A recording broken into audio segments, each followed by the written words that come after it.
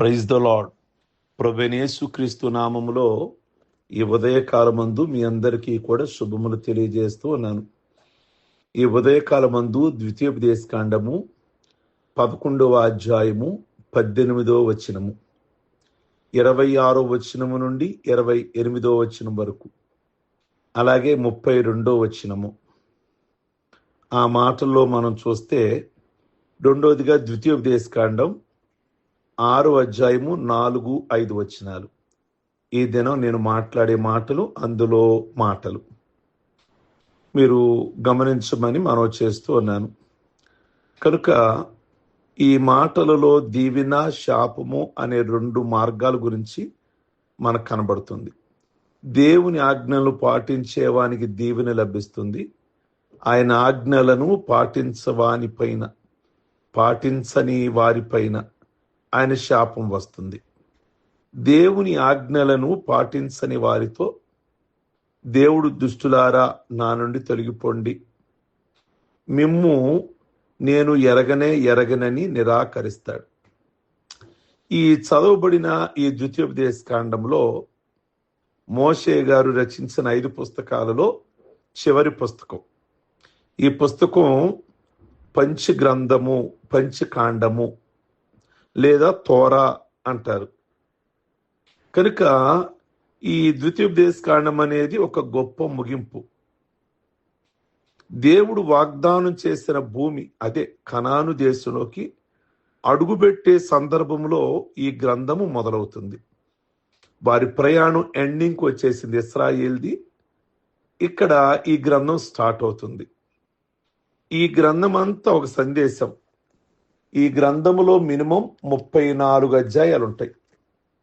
960 వచనాల దాకా ఉంటాయి. వాగ్దాన భూమిలోనికి క్రొత్త తరం అడుగు పెట్టబోతున్నారు. ఆ క్రొత్త తరానికి మోషే ఇచ్చిన చివరి ఉపన్యాసం, చివరి ప్రసంగం. గత 40 సంవత్సరాలుగా ఇశ్రాయేలీలు తిరుగుబాటును ఎత్తి చూపుతూ మోషే తన ఉపన్యాసాన్ని ప్రారంభించాడు. ఈ క్రొత్త తరములోని వారు తమ తల్లిదండ్రుల వలె కాకుండా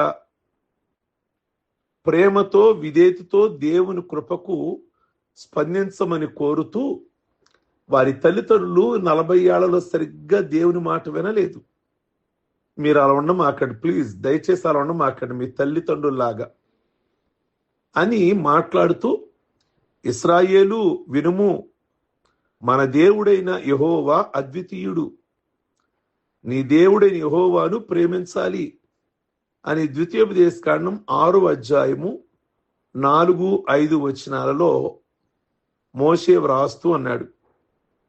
వాగ్దాన భూమిలో వారి జీవితము ఆశీర్వాదకరంగా ఉండాలన్నా, శాపగ్రస్తంగా ఉండాలన్నా దేవుని ఆజ్ఞలను విని పాటించడం మీదనే ఆధారపడి ఉన్నది అని తెలియజేస్తూ అన్నాడు. నేను మీకు ఆదేశించిన ఆజ్ఞలు పాటిస్తే మీకు ఆశీర్వాదం కలుగుతుంది. నేను మీకు ఆదేశించిన ఆజ్ఞలు పాటించకపోతే మీకు శాపం కలుగుతుంది అన్నాడు.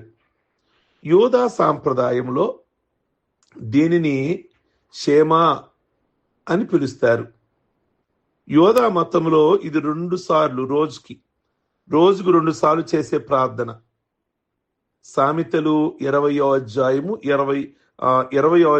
12వ వచనం. వినగలిగే చెవి, చూడగలిగిన కన్ను, ఈ 2 యెహోవా కలగజేసినవే అనే మాట ఉంది. షేమా అంటే వినండి, షేమా అంటే శ్రద్ధగా వినండి అని అర్థము. షేమా అంటే నిమగ్నం చేయడం లేక దృష్టి సారించడం అని అర్థం. ప్రియ దేవుని బిడ్డలారా, ఓ ఇశ్రాయేలు వినుము అనే దానిని ఓ షేమా అంటే ఇశ్రాయేలు విను అని అర్థం. ఉదాహరణకి భర్త ప్రేమ పొందని లేయ ఒక కుమారుడిని కంది. అతనికి షిమ్యోను అని పేరు పెట్టింది. అంటే అర్థం ఏంటంటే, నేను నా భర్త ప్రేమను పొందలేదని యెహోవా విన్నాడు గనక ఆ బిడకు షిమ్యోను అని పేరు పెట్టింది. దేవుడు విన్నాడు గనక. షేమ అంటే వినిన దానికి స్పందించడం అని కూడా వస్తుంది. షేమ అంటే వినిన దానికి స్పందించాలిగా. ఎవరైనా విన్నారు, దానికి స్పందించాలిగా. 27వ కీర్తనలో 7వ వచనంలో దావీదు రాస్తాడు, ప్రభువా, నేను నీకు మొర్ర పెట్టినప్పుడు నీవు నా మనవి ఆలకించుము, నన్ను కరుణించి నాకు ఉత్తరమిమ్ము.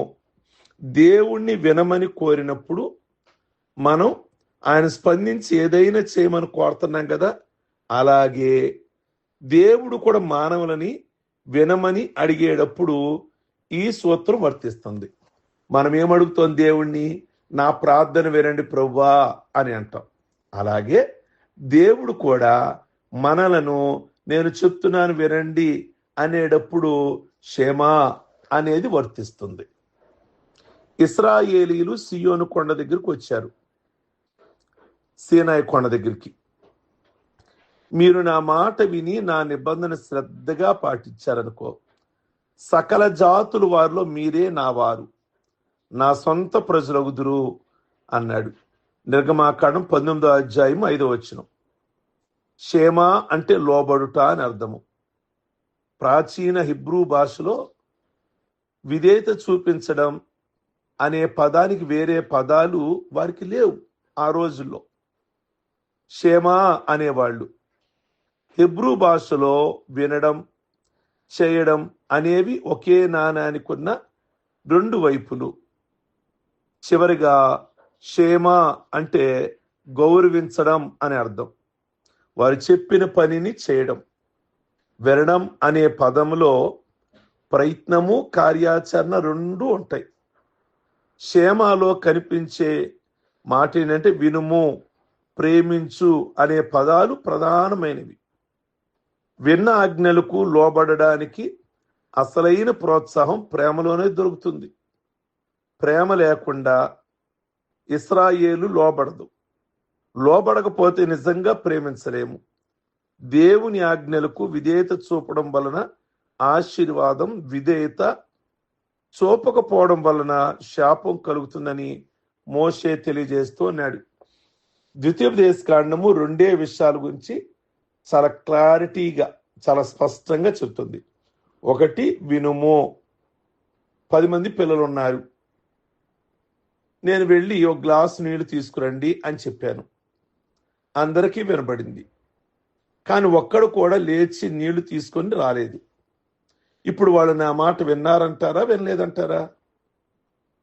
ఎప్పుడైతే అందులో ఒకడు లేచి గ్లాసు నీళ్లు తీసుకొచ్చాడో అప్పుడు నా మాట వినినట్లు అవుతుంది కదా. యాకోబు 1:22 అదే అంటాడు, వాక్యమును కేవలం వినుట ఆత్మవంచన చేసుకునేటప్పుడు దాన్ని ఆచరించాలి. వాక్యాన్ని ఎవరైతే వింటారో దాన్ని ఆచరించాలి. అది వినడం అంటే. వినడం అంటే ఊరికే చెవుల్లో పడతామని కాదు. కొంతమంది తల్లిదండ్రులు వచ్చి చెప్తారు మాతో, ఏమండి మా అబ్బాయి అసలు మా మాట వినలేదండి అని. అంటే వారికి మాటలు వినబడవనా? కాదు, ఏ పని చేయలేదు, ఏ పని చేయడం లేదు అని దాని అర్థం. రెండోది, ద్వితీయోపదేశకాండంలో నెంబర్ 1 వినుము అనే మాట, నెంబర్ 2 ప్రేమించడం. మాటలు ఎప్పుడు వింటాం అంటే, మాటలు ఎప్పుడు వింటాం? ప్రేమ ఉన్నప్పుడే. దేవుని మాటలు అందరికీ వినపడతాయి, కానీ ప్రేమ లేకపోవడం వలన ఆ మాటలు చేతల రూపంలోనికి రావడం లేదు. దేవుని ఆజ్ఞలు పాటించేవారు ఆశీర్వదించబడతారు, మరియు వారు రాతి పునాదిపై ఇల్లు కట్టిన వారిని పోలి ఉన్నారు. దేవుని ఆజ్ఞలు పాటించని వారు శపించబడతారు, మరియు ఇసుక పునాదిపై ఇల్లు కట్టిన వారిని పోలి ఉన్నారు.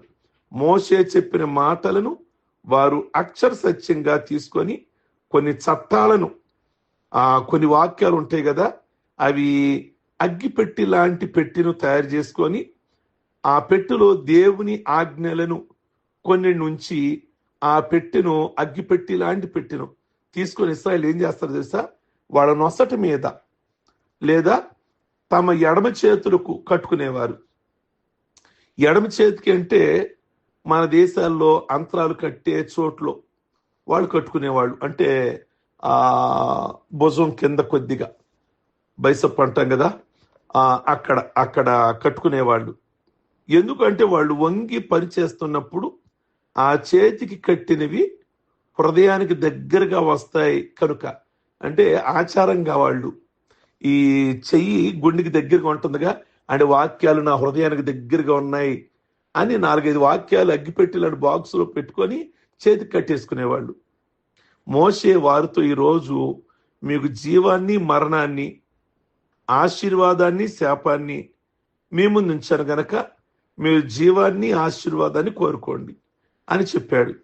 ఇశ్రాయేలుతో తనకున్న 40 సంవత్సరాల అనుభవాన్ని బట్టి వారి దేవునికి విధేయులుగా ఉండుట కష్టమని మోషేకి అర్థమైపోయింది. ఇది ఇశ్రాయేలుకు మాత్రమే కాదు, మనందరికి కూడా అర్థం చేసుకోవాలి. ప్రియ దేవుని బిడ్డలారా, దేవుని వాక్యం మన ముందు ఉంది. వింటే ఎలా దీవెన, వినకపోతే ఏంటి అనేది ఉంది. అందుకే ఓ షేమా వినుము అంటే ఓ ఇశ్రాయేలు వినుము, ఓ క్రైస్తవుడా, ఓ దేవుని బిడ్డ వినుము అని అర్థం.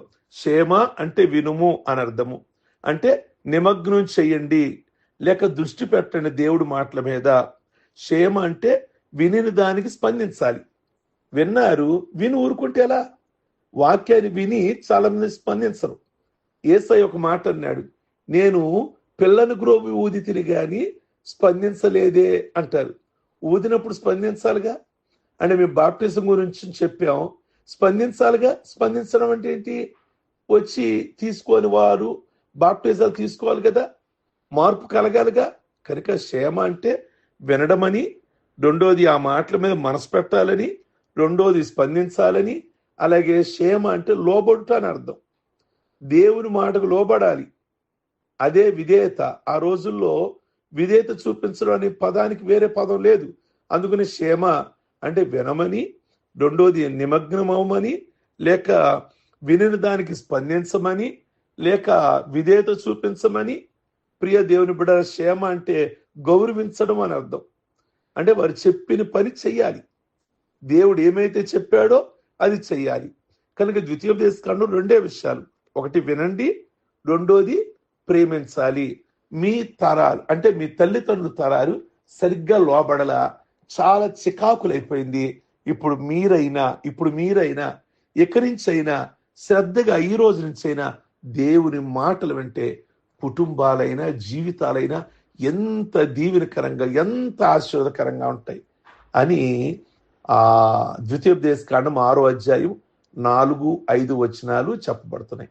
కనుక ఈ రోజు నుంచే ఎవరైతే వింటారో, తల్లిదండ్రులు వింటారా, పిల్లలు వింటారా, ఎవరు వింటే వాళ్ళకి దీవెన, ఎవరు వినకపోతే వారికి శాపం అని అక్కడ వ్రాయబడిన మాటలు. కనుక విందాం, ఆచరిద్దాం, మనసు పెడదాం, విధేయత చూపిద్దాం, గౌరవిద్దాం, ప్రేమిద్దాం. మనకి ఆ వాగ్దానాలన్నీ కూడా మనకు జరుగుతాయి కదా. అగ్గిపెట్టులో పెట్టి మనం కూడా భుజాలకు కట్టుకోవటమో చేతులు కట్టుకోవటమో అవసరంలా, మన గుండెలోనే పెట్టేసుకుందాం. ప్రార్థన చేసుకుందాం. సర్వశక్తి కలిగిన తండ్రి, మీకు వందనాలు, స్తోత్రాలు. ఈ ఉదయకాలం మందు ఓ ఇశ్రాయేలు వినుము, ఈ మాట మాకు చాలా కంఠస్థం. ఓ షేమ వినుము అంటే ఓ ఇశ్రాయేలు వినుము అని మీరు చెప్తున్నారు. కనుక పాతరాలు విన్నారో వినలేదో, ఇప్పటి నుంచి మీరన్నా దేవుని మాటలు వింటే నిజంగా మీ కుటుంబాలు అద్భుతకరంగా ఉంటాయి. మీ కుటుంబాల్లో ఆశీర్వాదం వెంబడి ఆశీర్వాదం, జీవం వెంబడి జీవం, మరి సమృద్ధి వెంబడి సమృద్ధి అని మీరు చెప్పారు. వినకపోతే ఎలా ఉంటుంది అని కూడా మాట్లాడారు. అక్కడ వరకు మేము తెచ్చుకోం ప్రభువా, వినడానికే మేము సిద్ధపడుతున్నాం. ఈ మాటలు మా అందరికీ దీవెనకరంగా ఉంచండి. ఈరోజు మరి మా బిడ్డలు, గ్రేస్ టెంపుల్ సంఘ సభ్యులు, ఇంకా ఎవరెవరైతే వింటున్నారో ప్రభువా, ఈ ప్రార్థనలో ఏకీభిస్తున్నారో, ఇందులో పెళ్లి రోజులు, అలాగే పుట్టినరోజులు, అలాగే రక్షణ పొందిన రోజులు చేసుకుంటున్న బిడ్డలందరినీ కూడా మీరు దీవించి ఆస్వాదించమని ప్రార్థన చేస్తున్నాం. ప్రభువా, సంవత్సరాలు జరుగుతుండగా మీ కార్యాలు నూతనపరచమని ప్రార్థన చేస్తున్నాం. అలాగే దినదీవులతో వారిని ఆస్వాదించండి. ఏది కలిగినా ఈరోజు వారి ప్రయాణాలు, వారి ముందున్నటువంటి ప్రతి ప్రోగ్రాము కూడా మీరు ఆస్వాదించి వారి కుటుంబాలలో ఉన్న చికాకులు, ఆర్థిక ఇబ్బందులు, అనారోగ్యాలు అన్ని విడిపించి మేలు చేసి మీ నామమునకు మహిమ తెచ్చుకోమని యేసయ్య నామములు అడుగుచున్నాం తండ్రి. ఆమేన్. God bless you. అందరికీ షేర్ చేయడం మర్చిపోవద్దు.